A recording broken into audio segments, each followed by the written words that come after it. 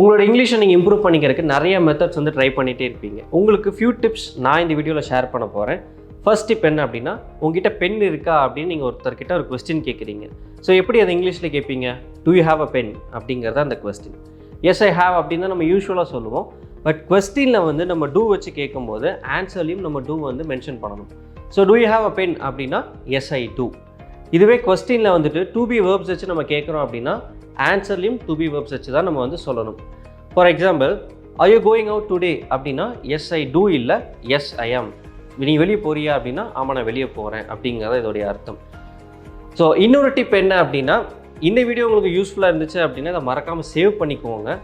Because நம்ம யூஸ்வலாக videos பார்ப்போம், பட் ஆனால் அதை சேவ் பண்ண மாட்டோம், லைக் பண்ண மாட்டோம், அடுத்த வீடியோக்கு நம்ம அப்படியே போயிடுவோம். ஸோ இது மாதிரியான யூஸ்ஃபுல் டிப்ஸ் வந்து நீங்கள் மிஸ் பண்ணிடக்கூடாது அப்படின்னா இந்த வீடியோ சேவ் பண்ணுங்கள் அண்ட் ஆங்கில ஃபன் பேஜஸை மறக்காமல் ஃபாலோ பண்ணுங்கள். இன்னொரு டிப் நான் உங்களுக்கு நெக்ஸ்ட் வீடியோவில் கொடுக்குறேன்.